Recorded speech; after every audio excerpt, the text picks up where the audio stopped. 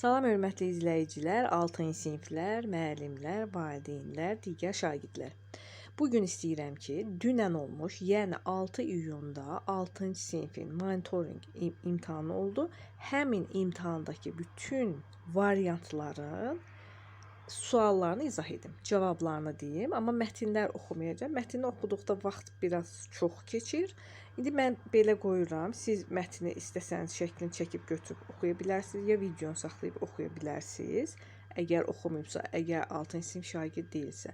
6-cı siniflər isə sadəcə öz sual kitabçası olmadığından yadında qalanları yoxlaya bilərlər. Deməli, birinci mətnimizin adı qida təhlükəsizliyidir. Bu şəkli çəkib götürə bilərsiniz. Bir də mətnin burada ardı var. Baxın, bu formada şəklini çəkib özünüz oxuya bilərsiniz və yaxud videonu saxlayıb. İndi mən sizə bir-bir suallar izah etmək istəyirəm və 4 variantı da istəyirəm bir videoda birləşdirim ki, siz rahat yoxlaya bilərsiniz. Bu A variantıdır. Qeyd edim ki, birinci sual. Mətndə hansı qaydadan bəhs edilir? Mətndə ümumiyyətlə qidanı necə saxlamaq olar? Hansı şəraitdə, necə etmək olar ki, bakteriyalar olmasın? Buna aiddir mətin. Birinci sualın cavabı belə olacaq.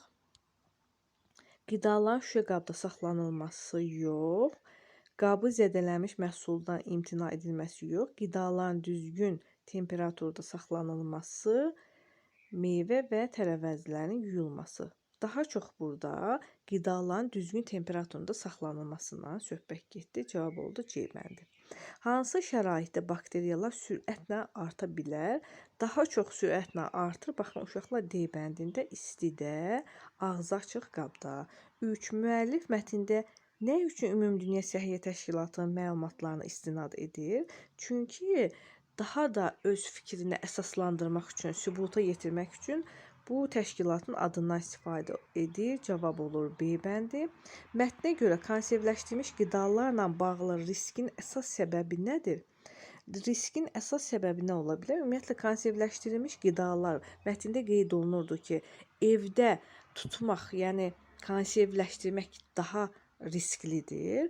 Çünki evdə daha çox bakteriyalar düşə bilər. Bunun üçün də biz əgər bundan istifadə ediriksə, konservləşdirərkən çalışmalıyıq ki, sterilizasiya qaydalarına əməl olunsun. Yəni olur A bəndi. Sonra mətnə əsasən sterilizasiya dedikdə nə başa düşülür? Təbii ki, sterilizasiya qaynatmaqdır. Biz burada baxaq, əşyaların suda qaynadılması. Cavab olur burada B bəndi. Keçək digər suala. 6-cı sualda deyilir, mətnə görə aşağıdakı halların hansında çarpaz çirklənmə ehtimalı daha yüksəkdir? Çarpaz çirklənmə bir-birinə daha çox keçir. Bu da hansı cavab olacaqdır? Bu olacaqdır. Baxın, çiğ ətin doğrandığı lövhədə salat hazırlamaz. Mətndə qeyd olunur ki, əgər deyirsiniz ətin doğrandığı lövhədə salat edirsinizsə, pomidor, xiyar doğrayırsunuzsa, artıq siz həmin ətdəki bakteriyaları salata keçirmiş olursunuz. Ona görə bu risklərdən uzaq olun. Cavab olur C bəndi. Sonra çəkilmiş ətin çəkilməmiş ətə nisbətən daha riskli olması mətndə necə izah olunur? Belə izah olunurdu ki, mətndə uşaqlar yəqin mətni oxudunuz, oxumayanlar belə izah olunurdu ki, həmin ətin üzərindəki əti çəkərkən maşından həmin ətin üzərindəki bakteriyalar həm də içinə daxil olur. Bu da olacaq hansı bənd?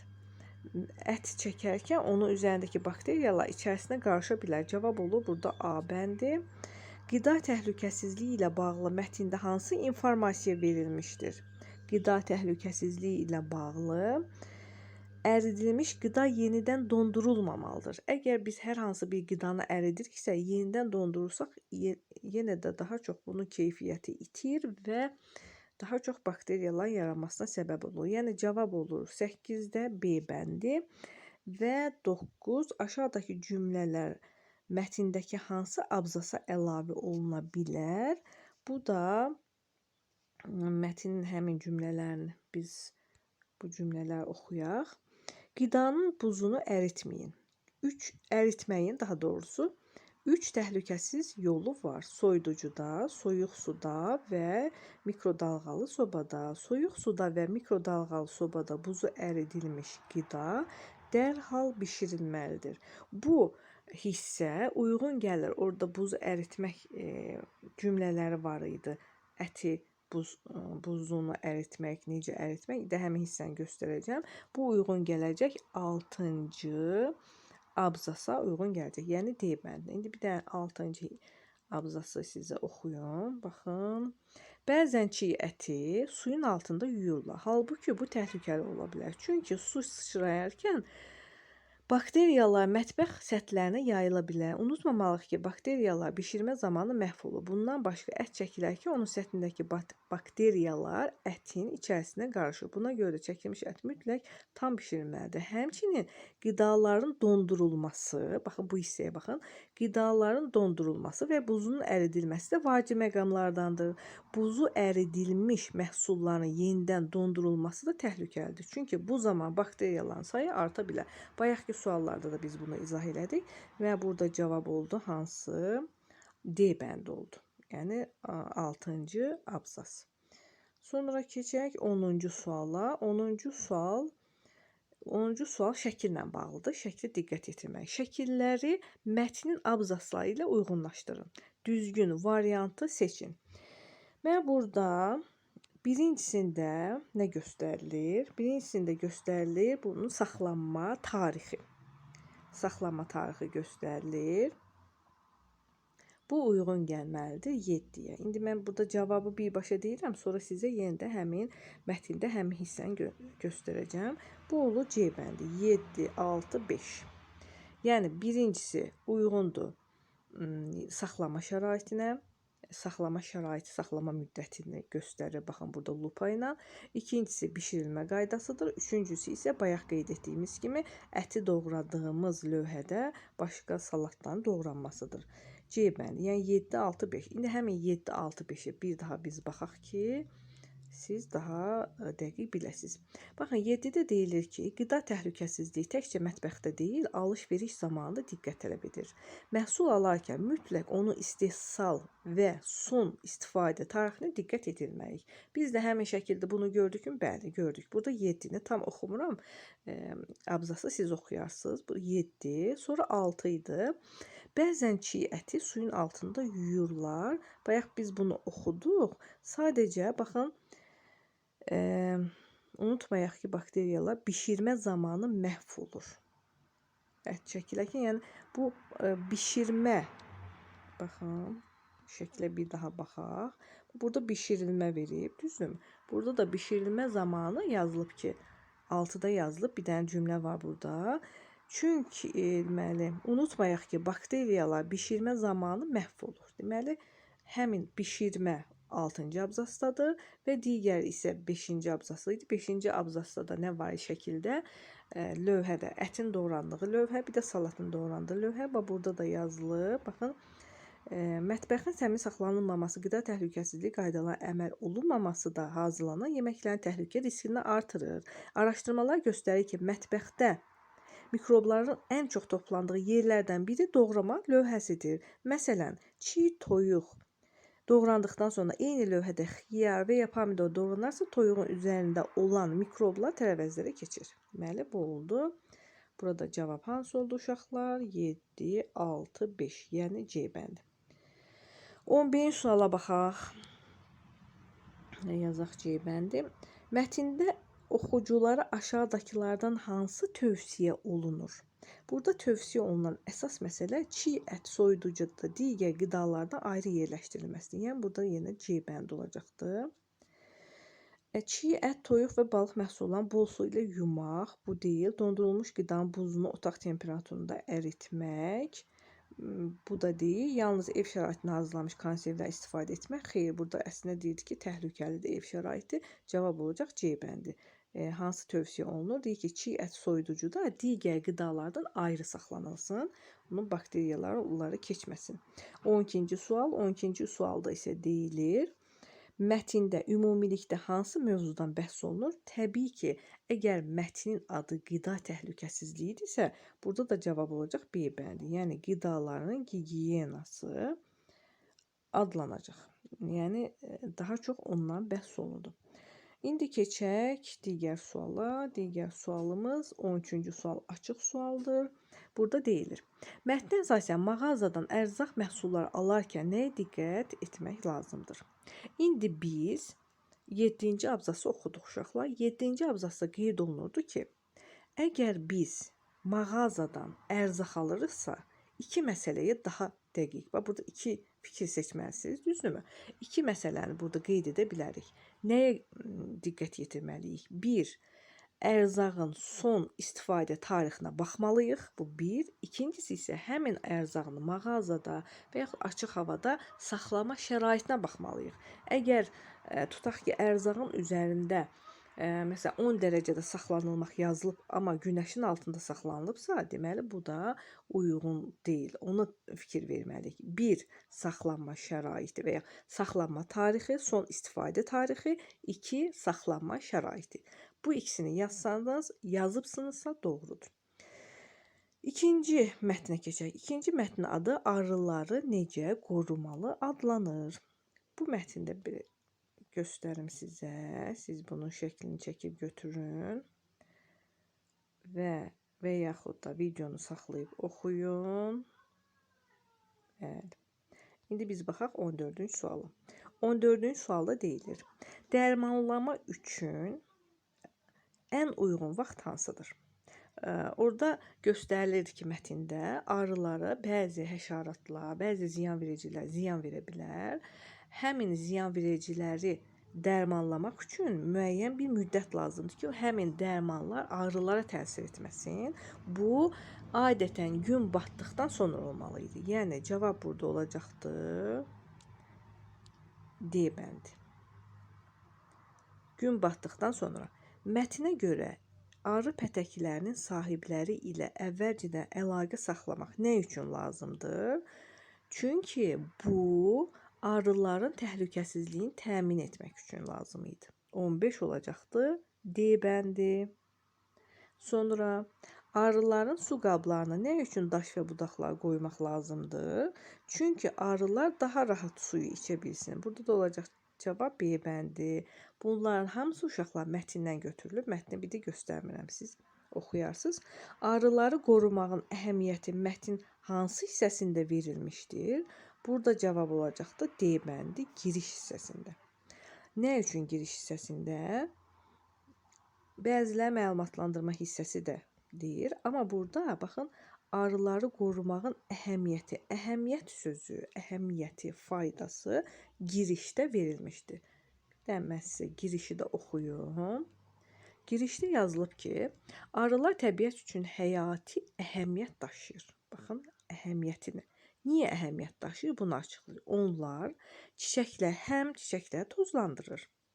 Bitkilərin böyüməsini təmin edir və bal hazırlayır. Əhəmiyyət harda yazılıb? Deməli, girişdə. Ona görə burada cavab olacaqdır D bəndi 17-də.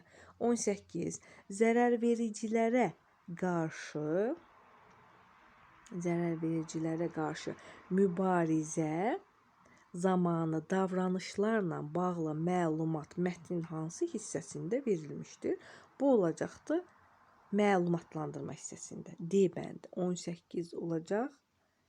Daha doğrusu, baxaq 18. Zərərvericilər varsa, bu dərmanlama hissəsi idi. İndi bir dənə biz dərmanlama hissəsinə də baxaq. Baxaq görək ki, orada zərərvericilər varmı? Baxın, bu hissəni oxuyaq. Bağda həşəratlar məhv etmək üçün kimyəvi maddələrdən istifadə edərkən diqqətli olun. Yəni, uşaqlar, burada həşəratlar məhv etmək, bu ziyanvericilər deməkdir. Ona görə cavab olacaqdır dərmanlama. 18-ci sualın cavabı olacaqdır A bəndi. Sonra 19-a keçək. Bu mətin hansı məqsədlə yazılmışdır? Bu mətin oxucunu təlimatlandırmaq məqsədilə yazılmışdır. Yəni, hansı işləri görsünlər? Bu olacaqdır B bəndi. Yəni, biz arıları qorumaq üçün nə etməliyik? Bu təlimat verici bir mətindir. Yenə də biz mətnə qayıdaq. Baxın. Arıları qorumaq üçün nə etməliyik? Birincisi girişdir. İkincisi, arıları qorumaq üçün dərmanlamalıyıq. Yəni zərərvericilərdən onları qorumalıyıq. Qida və sığınacaqda deyilir ki, biz onun üçün lazım gələrsə yuvalar qoymalıyıq. Axırıncısında isə arı pətəklərini, daha doğrusu digərində arı pətəklərini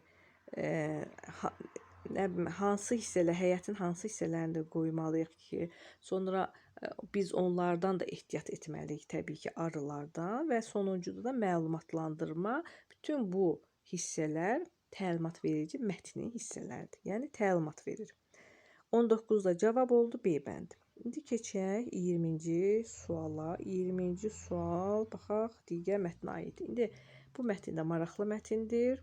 Bir də onu qeyd edim ki, uşaqlar, müəllimlər, valideynlər, yəni imtahanda iştirak etməyən şəxslər, ona demək istəyirəm ki, bəzi, düzdür, 4 variant fərqli olsa da, bəzi mətnlər eynidir. 4 variantda da eyni mətnlər biz görürük, bəzi eyni mətnlər var, amma hər bir mətn təbii ki, eyni deyil. Üçüncü mətnin adı çərpələngdir, bunu da buradan çəkib götürə bilərsiniz və yaxud saxlayıb oxuya bilərsiniz. Bu da maraqlı mətindir. Ardı buradadır. Və biz 20-ci sualı oxuyaq. 20-ci sualda nə deyilir? Çərpələng mətnində nədən söhbət gedirdi? Orada ata öz oğluna çərpələng yox, çərpələng düzəltmək üçün əşyalar alır və həmin əşyalardan Onur çərpələng düzəltməlidir.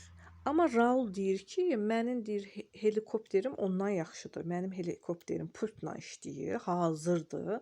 Mən onu hazır almışam, amma sən bunu düzəltməlisən hələ. Belə bir söhbət olur aralarında və həmin çərpələngi düzəltmək üçün uzun, böyük bir təlimat var. Bu təlimatı oxuduqca, indi 20-ci sual oxuyaq. Onurun həftələrlə masa arxasında işləməsi nəyi göstərir? Orada təlimat var idi. Təlimatları həftələrlə oxuyur, getdikcə də ona marağı yaranır. Və cavab olacaq C bəndi, zamanla işə marağının artmasına. Cavab oldu hansı? C bəndi. 21. Mətnə görə Onur çərpələngin hazırlanması zamanı hansı işi atasından daha məharətlə yerinə yetirir? Mətnin içində var, siz oxuya bilərsiniz. Orada göstərilir ki, xüsusi düyünləri vurmağı Onur daha yaxşı bacarır. Çünki Onurun barmaqları kiçikdir, düyün vurmaq rahatdır. Atanın barmaqları iridir, düyün vurmaq çətindir. Ona görə cavab oldu burada B bəndi. 22-ci sual. Çərpələng hazırlamaq Onur üçün niyə xüsusi əhəmiyyət daşıyırdı?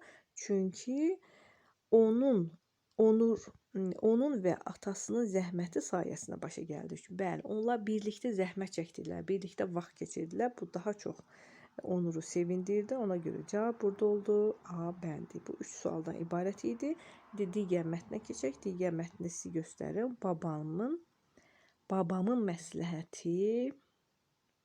Ümumiyyətlə bütün mətnlər maraqlıdır. Buradan şəkli çəkib götürə bilərsiniz. Və ardını göstərim. İndi suallarımızı oxuya bilərik.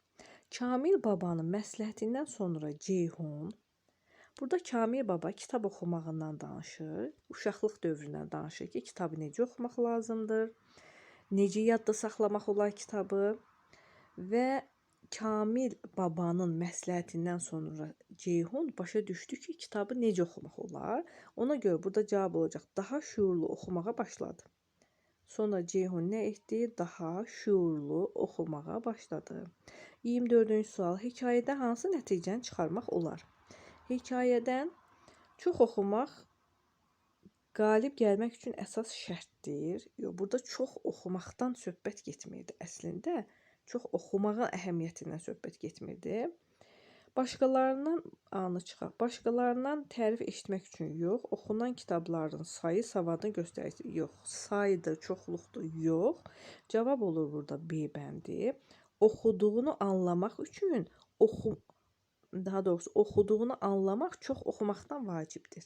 Yəni, Burada qeyd olunur ki, daha çox oxumaq yox, daha keyfiyyətli oxumaq lazımdır. Daha elə oxumalısan ki, bu oxuduğun kitab uzun müddət yadında qalsın. Digər sual, açıq sual olmalı idi. Baba nə üçün Ceyhuna kitabı qeyd götürərək oxumağa məsləhət görür? Hekayədə verilmiş səbəblərdən birini yazın. Baxın, burada baba deyir ki, nə üçün qeyd götürməlisə, həmin cümləni oxuyaq. Baba deyir ki, kitab oxuyarkən mütləq qeydlərini götür. Çünki həmin hissəni tapaq. Qeydlər apararkən, bax, bunlar hər birini yazsanız doğrudur. Baxın, qeydlər apararkən daha diqqətli olursan. Kitabın məzmununu yaddaşında yaxşı qalır. Gələcəkdə lazım olanda bu qeydlərə baxa bilərsən. Hər hansı birisində yazsanız düzdür uşaqlar. Çünki orada deyir birini yazın. Üçünü də yazsanız düzdür. Diqqətli olursan, kitabın məzmunu yaddaşında yaxşı qalır. Lazım olanda gələcəkdə həmin qeyddən istifadə edirsən. Bu üçünü də yazsanız doğrudur. Birisini də. Çünki burada deyir ki, birini yazın. Uşaqlar, A variantı bu qədər. İndi keçək B variantına.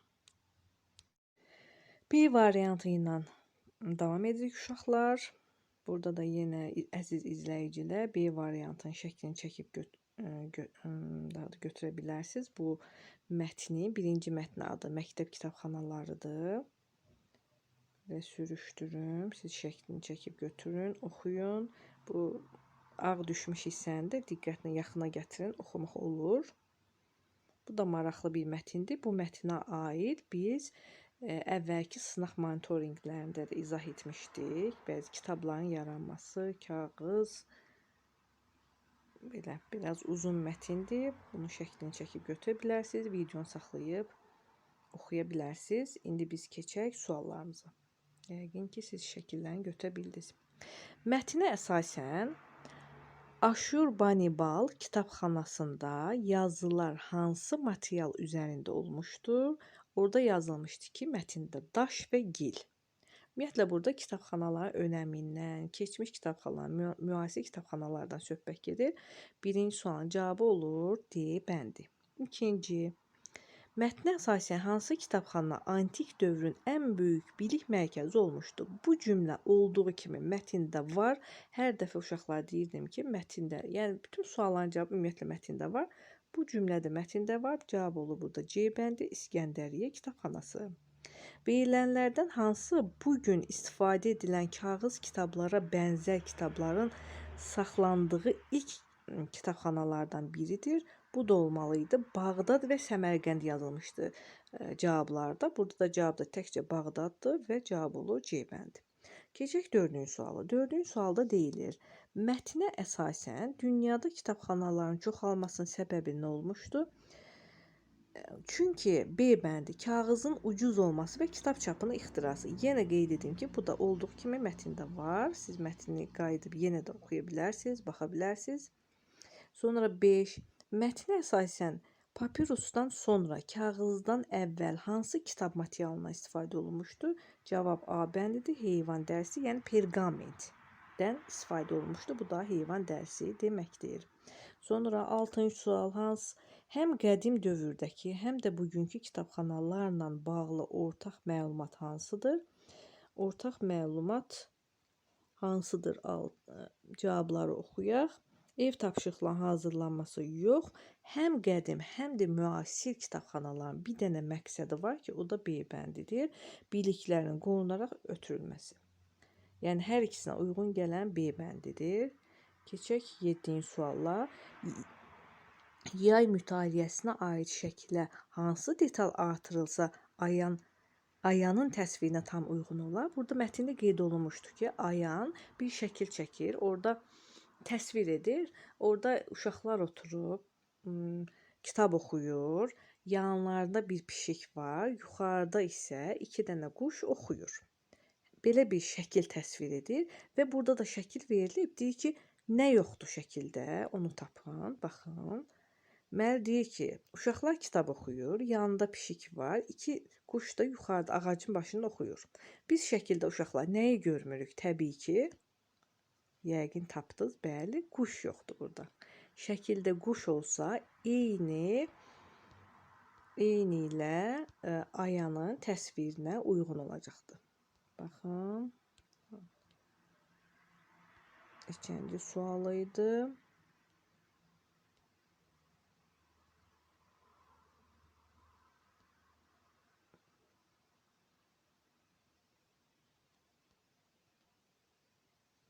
Yedinci sual. Burada A bəndi olmalıdır. Cavab hansı olmalıydı? A bəndi. Sonra keçək 8-ci suala. Ağ-qara şəkildəki təsvir hansı fikrə uyğun ola bilər? Ağ-qara şəkildəki təsvirdə deyilirdi ki, həmin təsvirin yanında mətndə qeyd olunurdu ki, məktəblilər əvvəllər ev tapşırıqlarını yerinə yetirmək üçün kitabxanalara gedirdilər və kitabxanalarda qalın kitabları oxumalı olurdular. Bu da uyğun gələr. Baxın, yüksək təbəqə yox. İndi şəkildə göstərəcəm sizə.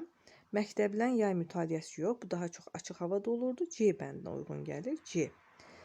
Şagirdlər lazım olan məlumat tapmaq üçün kitab oxuyurlar. İndi biz həmin şəkildə baxaq. Yüksək təbəqə olsaydı, burada uşaqların şəkli olmayacaqdı. Baxın, burada biz uşaqları görürük.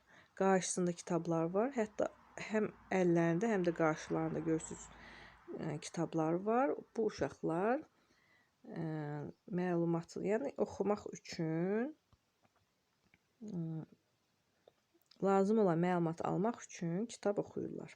Cavab olur burada C bəndi. 9. Aşurbanipal kitabxanasında gil lövhələrinin minilliklər boyu qorunub saxlanmasının səbəb nə olmuşdu? Burada da maraqlı bir hadisə verilir. Deyilir ki, gil lövhələr bir biz baxaq cavablara. Üzərində əks olunmuş mixi yazılar deyildi, yox. Saray kitabxanasına məxsus olması, hər cür dağıdıcı hadisədən uzaq olması yox. Əksinə orada bir yanğın baş verir. Yanğın zamanı deyir, gil yanır, daha da möhkəmlənir. Gil yanaraq möhkəmləndiyi üçün minilliklər boyu gəlib bizim dövrümüzə çatmışdır. Bu da oldu D bəndi. Sonra keçək digər suala. Ayanın dediklərinə əsasən açıq havada mütaliə haqqında hansı fikir doğrudur? 10-cu sual. Burada cavab olmalıdır B bəndi. Şagirdlərin zövq almaq üçün mütaliə etməsinə imkan verir. Zövq alaraq mütaliə etməsinə. Fikirlərin yayınmır, deyilir. Elektron oxu ilə da söhbət getmir. Ya istər-istəmə məcburi belə bir şey yoxdur. Cavab olur 10-da B bəndi. 11. Hibrid kitabxanada onun öz mahiyyətindən irəli gələn hansı üstün cəhətlər birləşir? Hibrid kitabxana nə idi uşaqlar? Əvvəlcə onu deyim sizə. Orada mətndə də var. Hibrid kitabxana odur ki, orada həm kitablar var, həm kağız kitablar var, həm elektron kitablar var. İkisindən də istifadə edə bilirsən. Müasir kitabxanalarda həm kağız, həm də elektron kitablardan istifadə edə bilirsən. Bunun da əhəmiyyəti nədən ibarətdir? Bu olacaq A bəndi. Ənənəvi üsulla oxudan alınan həzz duyğusunun qorunması və istifadə rahatlığıdır. Bunun üçün hibrid kitabxanalar öz mahiyyətini üstün cəhəti budur. Yəni belə bir cümlə olduğu kimi var. Yəni mən sizə bunu indi göstərərəm. Baxaq mətndə həmin cümləyə. Baxın, hibrid kitabxanalar. Hibrid kitabxanalar hissəsini tapaq. Təcrübə göstərir ki, baxın, təbii ki, elektron materiallar məlumat əldə etmək baxımından daha sürətlidir və əlçatandır. Ancaq təcrübə göstərir ki, elektron materiallar kağız kitabın verdiyi dərin hissi, bu açıq sualda bu cümlə bizə lazım olacaq. Həm kağız kitabların verdiyi mütaliə zövqünü qorumaq, həm də istifadəyə əlverişli olan elektron materiallardan yararlanmaq üçün müasir kitabxanalarında, məktəblər öz kitabxanalarında kağız kitablarla yanaşı elektron resurslardan da geniş istifadə etməyə çalışırlar. Yəni, burada bu cümlə eyni bu suala uyğun gəlir. Deyir ki, həm kağız kitabların verdiyi mütaliə zövqünü qorumaq, həm də əlverişli elektron materiallarından istifadə etmək. Cavabımız hansı oldu? 11'de A bəndi. Burada dediği ki, həzz duyğusunu qorunması və istifadə rahatlığı, yəni əlverişli olması. 12-ci sual, mətndəki hansı faktı hər şərdə bir xeyir var fikrinə nümunə göstərmək olar? Bu çox maraqlıdır. Bu da bayaq qeyd etdiyimiz o gil lövhələrin yanmasına uyğundur. C bəndi. Gil lövhələrin yanğın nəticəsində bişərək bərkiməsini demək olar ki, hər şərdə bir xeyir var. Düzdür, saray yandırıldı, amma yazılar yanmadı, daha da möhkəmləndi, gəlib dövrümüzə kimi gəlib çatdı. 12-ci sualın cavabı C bəndi. 13. Mətnə görə müasir kitabxanada elektron materiallar, informasiya əldə etmək asanlaşdırsa da çatışmazlığı da var. Bu çatışmazlıq nədən ibarətdir? Həmin cümləni, bax burada uşaq da düzgün yazıb, həmin cümləni olduğu kimi göstərim. Yəni deyir ki, çatışmayan elektron kitabxanaların və ya kitabların çatışmayan xüsusiyyəti nədir? Baxın. Təbii ki, elektron kitablar məlumat əldə etmək baxımından daha sürətlidir və əlçatandır. Ancaq təcrübə göstərir ki, elektron kitab materiallar kağız kitabın verdiyi dərin hissi, bu 1, düşüncə zövqünü 2, təxəyyül genişliyini əvəz edə bilmir. Bu cümləni bu uşaq kimi, olduğu kimi yazsanız tamamilə doğrudur. Əgər yazıbsanız doğrudur. Bu cümləni köçürüb, bu da doğrudur. Mətndən bir fikir seçib yazın deyir. Bu fikri seçib yazsanız doğrudur. Digər mətnimiz çərpələkdir. Çərpələk mətni bayaq biz oxuduq. Daha doğrusu mən sizə göstərdim, yenə göstərim uşaqlar. Bu çərpələk mətninə aid eyni suallardır. Onurun həftələr masa arxasına işləməsi nəyə göstərdi? Zamanla işə marağının artmasına. C, 14C, 15B, 16A. Bayaq dedik biz bunu. A variantında eyni mətin, eyni sualla, həm də hətta eyni bəndlərdir. Cavablar eyni bəndlərdir. Digər mətin isə A variantında yox idi. Digər mətin rəqəmsal məktəb platformasından istifadə. 17-ci suala baxaq. 17-ci sualda deyilir. Hansı şagird platformadan istifadə edərək video dərsləri izləyir? Bax, biz oxuyaq burada. Baxın, bu ailənin sözlərini oxuyaq. Məncə rəqəmsal məktəb platforması öyrənmə prosesini daha əlçatan və rahat edir. Çətinlik çəkdiyim mövzular üzrə video dərslərə baxıram. Beləliklə, dərsdə başa düşmədiyim hissələr üzərindən bir də keçə bilirəm. Cavab olur Aylin. C bəndi 17-də. Çünki video dərslər haqqında Aylin danışır. 2, 18 daha doğrusu. Şagirdlərin fikrinə görə platformada hazırda nə çatışmır? Baxın, bu hissəni oxuyum sizə. Ləmanın sözlərini. Düşünürəm ki, platformanı biraz da zənginləşdirmək olar. Sistemə süni intellektlə işləyən chatbot əlavə edilsə, suallarımıza dərhal cavab ala bilərik. Həmçinin də dil dərsləri üçün əlavə dinləmə materiallarını yerləşdirməsi çox fayda olar. Yəni, əlavə materialı yoxdur, çatışmayan hissə olacaqdır. D bəndi, əlavə materiallar. 19. Hansı şagird platformanın məktəb və ailə arasında ünsiyyəti yaxşılaşdırdığını düşünür? Məktəb və ailə arasında. Kamran sözlərinə baxaq. Valideynlərimin inkişafımı izləyə bilməsi xoşuma gəlir. Onlar nəticələrimdən xəbərdar olur və çətinlik çəkəndə mənə dəstək verə bilirlər. Bu, məktəb və valideyn arasında əlaqəni daha da gücləndirir. Eyni cümlələr, məktəb və ailə, bu da kimin sözləridir uşaqlar? Kamranın. Cavab oldu 19-da B bəndi. Digər mətin adı nədir? Təbiəti qorumaq. Burada da yenə uşaqların fikirləri var. Siz şəklini çəkib götürə bilərsiniz və yaxud oxuya bilərsiniz. Leyla, Kamran, Aydan və Turalın sözləri. İndi baxaq, bunlar nə danışırlar burada? Hansı şagird insanları resurslardan daha diqqətli istifadə etməyə çağırır? Baxın, bu Kənanın sözlərini oxuyaq. Kənan deyir ki, məktəbdə öyrənmişik ki, su və elektrik enerjisi ehtiyatları məhduddur. Yəni, nə vaxtsa tükənəcək, ona görə də evdə suyu boş yerə axıtmıram və lazım olmadıqca işıqları yandırmıram. Bu işlər çox kiçik görünsə də əslində böyük əhəmiyyət daşıyır. Əgər biz hamımız eyni dərəcədə diqqətli olsaq, sərvətlərimizi gələcək nəsillərə də ötürə biləcəyik. Cavab olacaq Kamran. Çünki Kamran daha diqqətli istifadə etməyə çağırır insanlar. Cavab 20-də B. 21. Hansı şagirdin fikirləri digərlərindən fərqlidir? Digərlərindən fərqli olan Aydandır. Baxın uşaqlar, bir də bunu oxuyum, siz oxuyun. Aydan deyir ki, niyə mən deyir zibil tullamıram, amma o qədər fabrik, zavod zibil tulluyur. Mən deyir niyə zibil tullamıram? Onsuz da deyir parklarda, yollarda deyir süpürürlər, təmizləyirlər, təmizlikçilər onu təmizləyirlər. Mən niyə bunu eləməyim? Yəni eləməməyin mənası nədir? Onsuz da deyir süpürgəçilər süpürür, onsuz da hamı tökür, zavodlar tökür, fabriklər və s. Yəni Aydan məsuliyyəti sanki boynundan atır. Fərqli fikir burada söyləyən, baxın bunların içərisində fərqli məsuliyyəti boynundan atan şəxs Aydandır. Ona görə cavab 21-də olacaqdır. Fərqli olan Aydan D bəndi. 22 Tural, əlim hər dəfə torpağa dəyəndə özümü təbiətə daha yaxın hiss edirəm deyəndə hansı fəaliyyəti nəzərdə tutur? Turalın sözlərini oxusaq, deyir ki, mən yazda ailəmlə birlikdə ağac əkdim. Bu vaxt çox sevindim. Əlim hər dəfə torpağa dəyəndə özümü təbiətə daha yaxın hiss edirəm. Nə üçün yaxın hiss edir? Çünki ağac əkirdi. Cavab olur B bəndi 22B. Keçək digər suallar. Digər mətni daha doğrusu, digər mətni babamın məsləhətidir. Bu mətndə bir A variantında var idi. Baxın, bir də burada baxa bilərsiniz. Yenə də eyni suallar olacaq. Suallarımıza baxaq.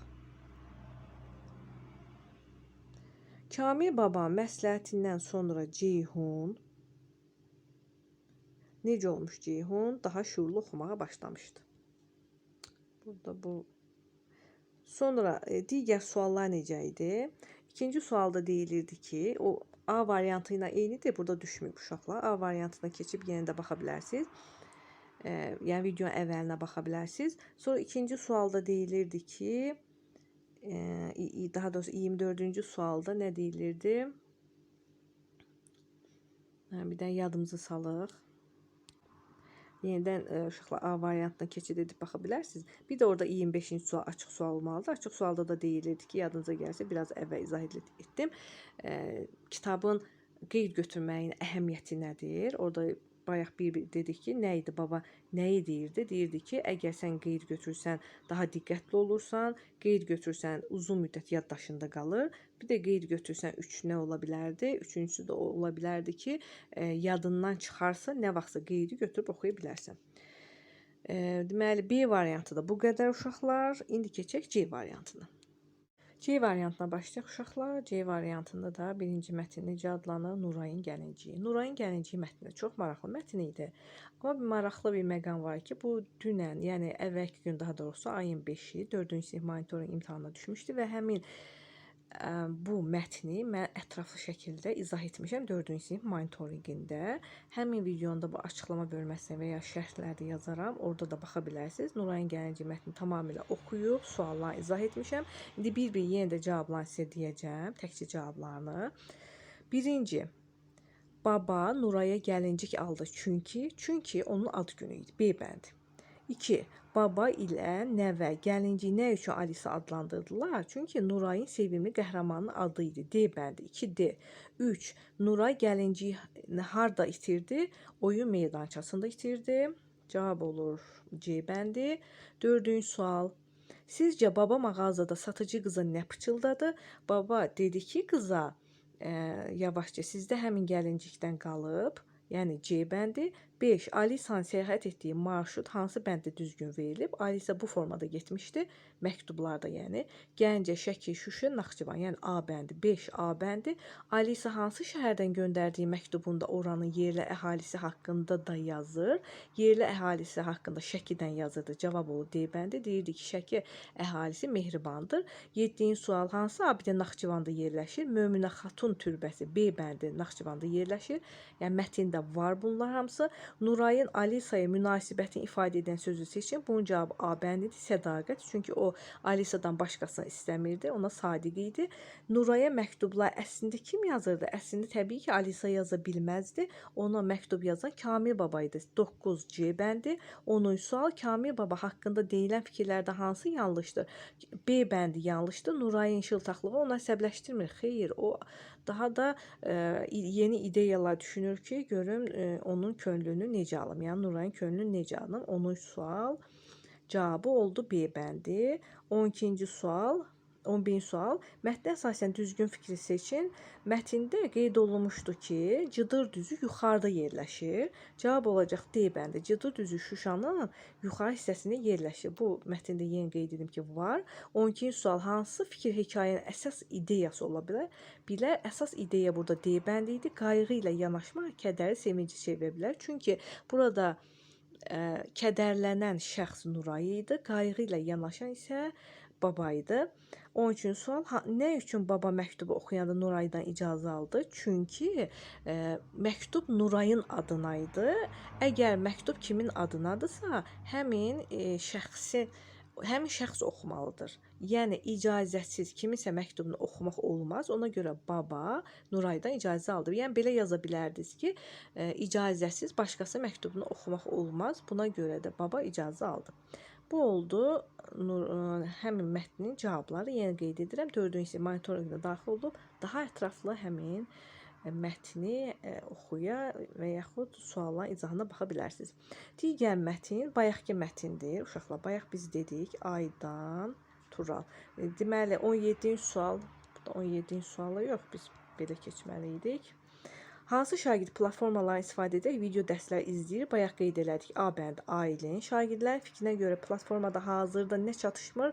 D bəndi əlavə materiallar. 16-cı sual. Hansı şagird platformanın məktəb və ailə arasında ünsiyyəti yaxşılaşdırdığını düşünür? Bu da Kamran idi. D bəndi. Sonra Leyla, Kənan, bunu da deyəsən bayaq oxudum.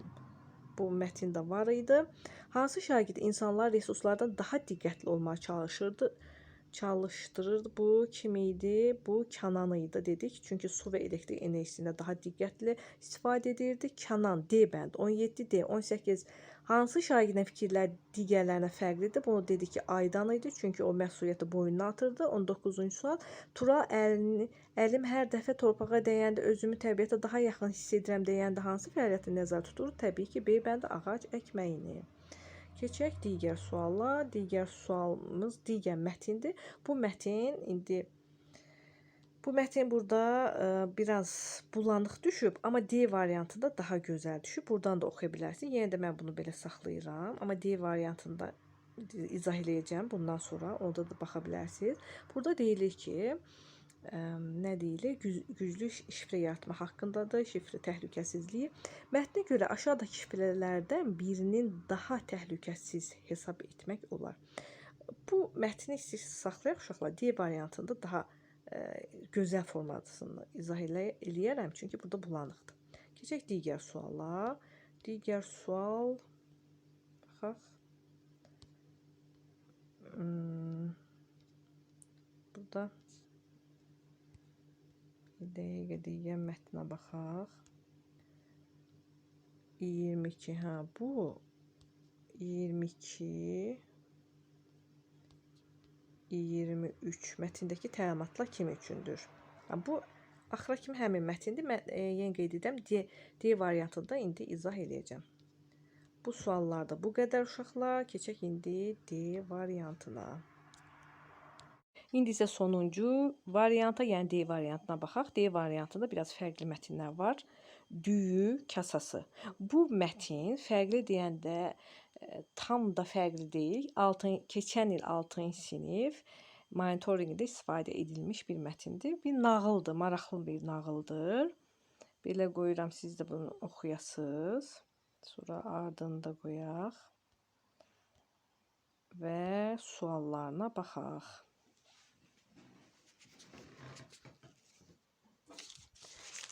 Birinci sual.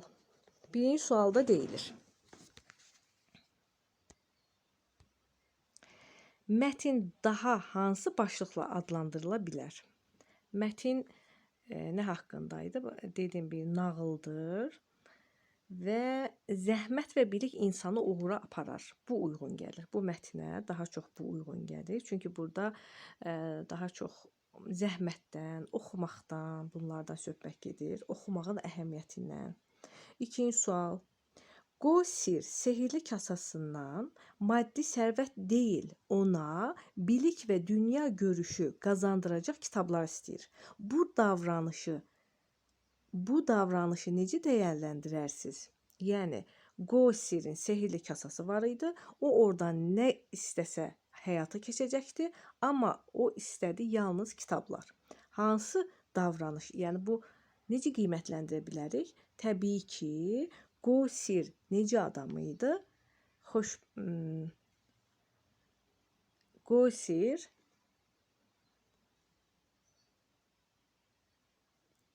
maddi varlıqla daha çox önəm versəydi, kitab istəməzdi. Təbii ki, cavab olacaq burada. B bəndi biliyin və özünü inkişafın faydasını dərk edir. Təbii ki, özünü inkişafın faydasını dərk edir. Digərlə, xoşbəxtliyin sirrini var dövlətdə görür, deyil, düyü kasasının gücünə inanmır, deyil. Üçüncü sual. Üçüncü sualda deyilir, mətndə əsasən yanlışdır. İnsanlar haqqında ilkin təəssürat yanıldıcı ola bilər. Bəli, elə bir fikir var idi, deyəcəm, hardaydı bu fikir. Çətinlikdə və təhlükədə insanın gizlin xüsusiyyətləri ortaya çıxır. Bəzən hadisələrin gedişatı ədalətli bərpa edir. Uğur və şans yalnız güclərə yoldaşlıq edir. Burada yanlışdır soruşulduğu üçün cavab olur D bəndi. Uğur və şans yalnız güclülərə yoldaşlıq edir. Bu yanlışdır bu fikir. Amma digərləri, məsəl üçün yanıldıcı olan Qosir haqqında qoca qarı, yəni onun haqqında xilas etməmişdən əvvəl başqa cür düşünürdü, amma onu xilas etdikdən sonra başqa cür düşündü. Çətinlikdə və təhlükədə insan gizlin xüsusiyyətlər ortaya çıxır. Bəli, çətinlikdə biz gördük ki, Qosir qarını xilas etdi, amma digər iki qardaş öz başlarına çıxıb getdilər. Yəni heç kimi kömək eləmədilər. Bəzi hadisələrin gedişi ədalətli bərpa edir. Bəli, hadisələr elə getdi ki, Qosirin öz xüsusiyyətləri üzə çıxdı, yəni sanki ədalət bərpa olundu. Cavab oldu burada D bəndi. 4. Lando və Suaco təhsillərini yarım qoyduqları üçün peşman olurlar və məktəbə qayıdırlar. Onlardakı bu dəyişiklik necə izah oluna bilər? Bu dəyişikliyi belə izah edə bilərik. Səhvlərini həqiqətən başa düşürlər və dəyişmək istəyirlər. Çünki onlar əvvəlcə sehirli kasadan var dövlət istəmişdilər, amma sehirli kasa sınan zaman var dövlətləri getdi. Bu zaman səhvlərini başa düşdülər ki, demək biz oxumalıydıq, vaxtında oxumalıydıq. Səhvlərini başa düşərək yenidən yaşı çox olsa da məktəbə qayıdırlar. Doğru fikirlər seçin. 5-ci sual. 5-ci sualda deyilir ki, oğlanlardan ikisi öz seçimləri nəticəsində nə baş verir öz seçimləri nəticəsində? Əvvəlcə oğlanların seçimləri əslində burada düz 2 cavab bir qədər uyğun gəlir, amma daha çox A bəndi niyə uyğun gəlir? İndi mən sizə deyəcəm. Çünki oğlanlar orada seçirlər ki, baxın, oğlanlar həmin o sehirli kasadan əvvəlcə var dövlət istəyirlər, sonra əvvəlcə istəyirlər bütün qiymətləri yuxarı olsun məktəbdə, sonra var dövlət istəyirlər, ev dolu ərzaq istəyirlər və bunlar seçimlər bundan ibarətdir. Təhsillərini vaxtını tamamlaya bilmədilər. Bu seçimin qarşısında nə oldu? Təhsilin vaxtını tamamlaya bilmədilər. Bu doğrudur. Qosir ilə münasibətlər korlandı. Yox, heç bir cürə onlar Qosir ilə münasibətlər korlanmır. 2 olanları çıxarırıq. Baxın, 2 cavabımız uyğun gəlir. Analarının onlara etibarı itdi. Əgər bu seçimlərindən söhbət gedirsə, o vaxt anaları yox idi. Artıq onlar sehirli kasadan arzu istədikdə anası yox idi. Ona görə 3 də ola bilməz. Əslində 3 ola bilməz. Çünki bəziləri 3 bunu götürüb C bənd. Amma seçim deyirsə, o seçimlər anası öldükdən sonra olmuşdu. 4. Həyatlarının böyük bir hissəsini mənasız yaşadılar. Yəni burada böyük bir hissəsi deyəndə düz onlar hardasa 22 yaşına çatmışdılar. 22 yaşına kimi mənasız yaşadılar əslində. Yəni bu da az vaxt deyil. Ona görə 4-ü də götürürük. Sonra sehirli kasadan tam faydalana bilmədilər. Təbii ki, tam faydalana bilmədilər. Bu da 5 cavab oldu A bəndi. Keçək 6-cı sualla. 6-cı sualda deyilir ki, müdrik alim üçün o hələ də sehirli idi fikri sizcə nəyi ifadə edir? Müdrik alim kim idi? Qosir idi. Onun üçün Düzdür, kasa sınmışdı, amma o düzəltmişdi kasaları qırıqlardan. Sehirli, yəni ki, o hələ də sehirli idi kasa. O nəyi ifadə edirdi? Bunu ifadə edirdi ki, kasa və onu verən qadın Qo Sirin həyatını böyük rol oynamışdı. Bəli. Yəni o kasanın onsuz da sehri itmişdi. Yenə buna baxmayaraq ona görə saxlayırdı ki, o həm buna baxaraq qadın qadını Qo'nun yadına salırdı, həm də kimi yadına salırdı? Həm yəni analığın yadına salırdı, həm də kasa özü də ona çox şeylər vermişdi. Yəni müdrik olmasına, alim olmasına kömək etmişdi. Ona görə cavab oldu D bəndi. 7-ci sual. Mətnin məzmunu hansı fikir təsdiq etmir? Təsdiq etməyən fikir hansı ola bilər? Burada 7-ci sualın cavabı olacaqdı B bəndi. Bilik, savad yalnız məktəbdə əldə edilir, yox. Biz gördük ki, orada uşaqlar, mətnin içində gördük ki, yəni oxudunuz yəqin ki, B bəndi olur burada. Qusir məktəbdə oxumadan alim olmuşdu. Çünki analığı onu məktəbə göndərməmişdi ki, gözü görmür. Sonra o sehirli kasadan kitablar istədi. Oxuyaraq alim oldu. Deməli, məktəbdən əldə edilmir yalnız. Sonra 9-cu sual. Qusir yaşlı qadın etibarını necə qazandı? Necə qazanmışdı onun etibarını? Təbii ki, yanğında cəsur davranmışdı. Çünki onu xilas etmişdi. Doğma oğlu deyildi. 2 yanlışdır. İşlərin məsuliyyətdə görürdü. Bəli, doğrudur. Hər zaman məsuliyyətlə iş görürdü. Yaşca böyük idi, deyildi. Çox kitab oxuyurdu. Qadının sağlığında o kitab oxumurdu, gözləri görmürdü. Ona görə cavab oldu A bəndi. Digər suala keçək. Digər sualımız 8-ci sual. Daha doğrusu 9-cu sual. Yaşlı qadın Qosirə arzu edərkən niyə yaxşı fikirləşməyə tapşırırdı? Bəli, maraqlı bir sualdır. Yaşlı qarı deyirdi ki, sən kasadan nəsə istəyəndə ehtiyatlı ol. Çünki kasa sınanda arzuların geri qayıdacaqdı. Nəyin varsa geri qayıdacaqdı. Bunu demişdi. Çünki burada da cavab hansı oldu? Təbii ki, olacaq C bəndi. C-də deyilir ki, kasa sınarsa verdikləri yox olacaq. Cavab oldu hansı uşaqlar? C bəndi. 10-cu sual. Lando və Suaconun kasa ilə ehtiyatsız davranışı nə ilə nəticələndi? Təbii ki, nə ilə nəticələndi? Cavab olacaq burada A bəndi. Yaşlı qadın evində yanğın baş verdi. Xeyr, kasa o zaman yox idi, yəni ümumiyyətlə. Bir deyil. Qosir görmə qabiliyyətini itirdi. Bəli, çünki kasa sındığı anda Qosir görməsini itirdi. Yetkin yaşlarında məktəbə getməli oldular. Bəli, onlar təzədən məktəbə getdilər 22 yaşında. Bir göz qırpımında sərvətlər itirdilər. Bəli, sınan kimi sərvətlər itdi. Onlar Çində ən müdrik şəxslər oldular. Xeyr, müdrik şəxs yalnız Qosir idi. Ona görə cavab oldu A bəndi. 11-ci sual. 11-ci sualda səbəb nəticəyə aiddir. Hansı bəndə səbəb nəticə əlaqəsi pozulmuşdur? Burada cavab olacaqdı A bəndi. Yaşlı qadın oğlanlardan ikisini məktəbə göndərdi. Onlar müdrik alim oldular. Xeyr, onlar müdrik alim olmadılar. Məktəbə göndərmədiyi müdrik alim olmuşdu. A bəndi 11. 12. Nə üçün Qosir kasanın qırıq hissələrini yapışdırıb saxladı? Çünki D bəndi olacaq. O kasanı xatirə kimi saxlamaq istəyirdi. Bəli, çünki hörməti var idi həm yaşlı qadına, həm də kasanın ona verdikləri kitablara. Sehirli kasanın Qosirə verdiyini eşidəndə niyə digər qardaşların keyfləri pozuldu? Ona görə ki, niyə keyfləri pozuldu? Çünki etibarlı şəxs kimi yaşlı qarı Qosiri seçmişdi. Digər oğlanları yox. Məhz onu seçdiyi üçün onların keyfləri pozulmuşdu. 13-cü sualda cavabı belə idi.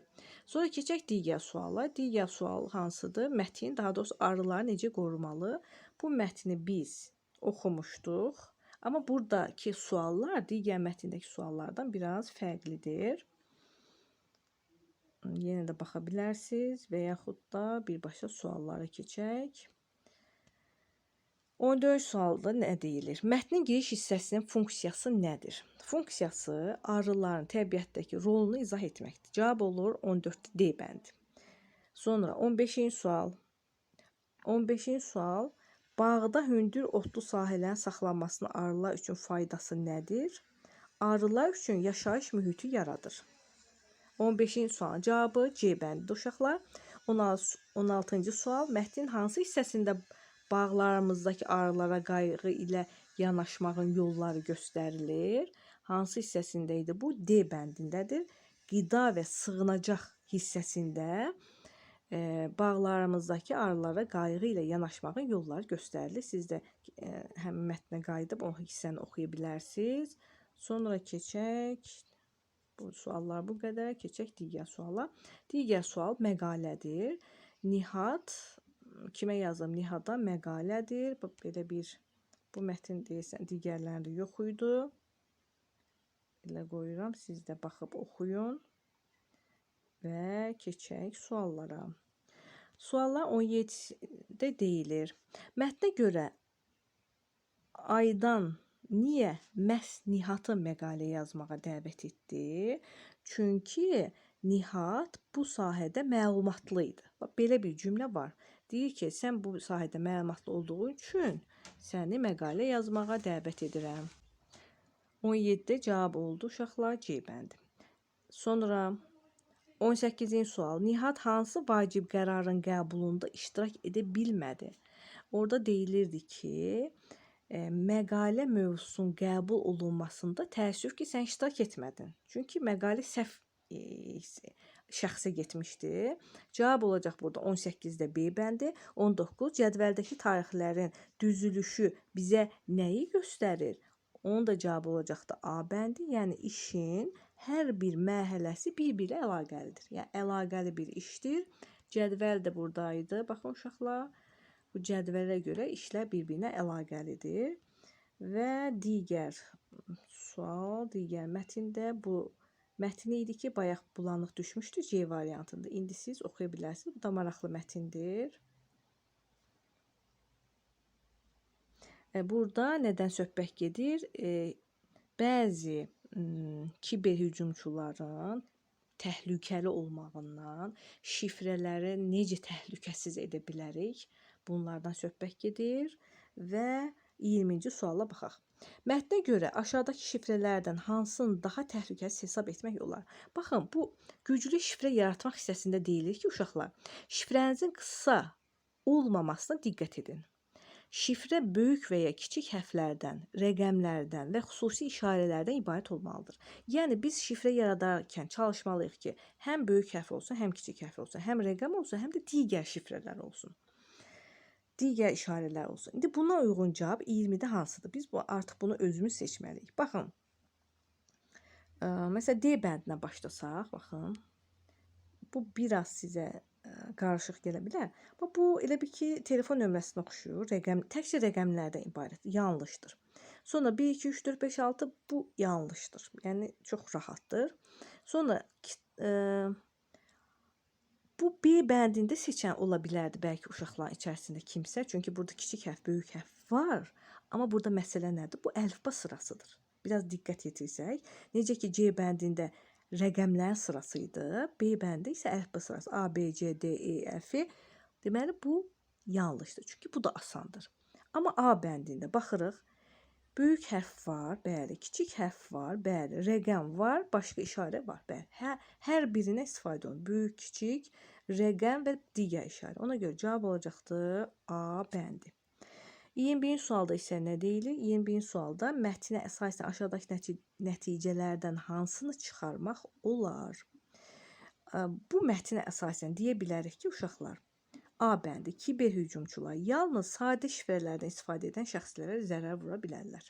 Bəli. Yəni, əgər siz düzgün şifrə qurmusunuzsa, onu həmin şəxslərə, yəni sizi zərər vura bilməzlər. Cavab olacaq 21-də A bəndi. 22-ci sual, mətnin şəbəkə təhlükəsizliyi hissəsi oxuculara əsasən nə barədə xəbərdarlıq edir? Bu da asandır. Burada deyilir ki, həmin hissəni təkcə oxuyaq. Şəbəkə təhlükəsizliyi. Deyir ki, kafe və ya park kimi ictimai yerlərdə açıq Wi-Fi şəbəkələrinə qoşularkən diqqətli olun. Belə şəbəkələrdə istifadə edərkən vacib hesablarınıza, məsələn, elektron hesablarına daxil olmamaq daha təhlükəsizdir. Buna əsasən də biz deyə bilərik ki, Açıq internet şəbəkələrin riskləri barədə. Cavab A. 22-də cavab A. Mətndəki təlimatlar kimin üçün verilib? İlk cümlədə baxın uşaqlar nə yazılıbdı? Salam uşaqlar. Bilirdinizmi ki, bəzi kiberhücumçular deməli kimə müraciət edir? Uşaqlara. Uşaqlar deyilsə burada cavab olacaq məktəblilər. Yəni şagirdlər. A bəndi. 23 cavab A bəndi. 24 mətnə ən uyğun başlıq hansıdır? Mətnə ən uyğun başlıq mən deyərdim ki, hansı ola bilər? Ola bilər C variantı. Rəqəmsal hesabların təhlükəsizliyi. Ən uyğun başlıq C bəndidir. 25-ci sualda açıq sualdır. Şifrənizi dəyişməyiniz üçün tövsiyə olunan maksimum müddət nə qədərdir? Burada maksimum sözü olduğu üçün maksimum nə deməkdir? Ən yuxarı müddət hansı ola bilər? Mətndə yazılmışdı 3-6 ay. Baxın 3-6 ay. Maksimumda hansını seçə bilərik? 6 ay. Belə yazsaz doğru olasıydı. 6 ay maksimum. Bizim deməli monitorinq sınaqlarımız izahı bu qədər. Daha doğrusu monitorinqimizin izahı bu qədər.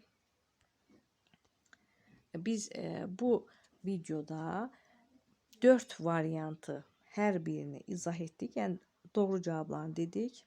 Siz də hansı variant düşmüşdüsə onu cavablarını qeyd edə bilərsiniz, özünüz üçün götürə bilərsiniz.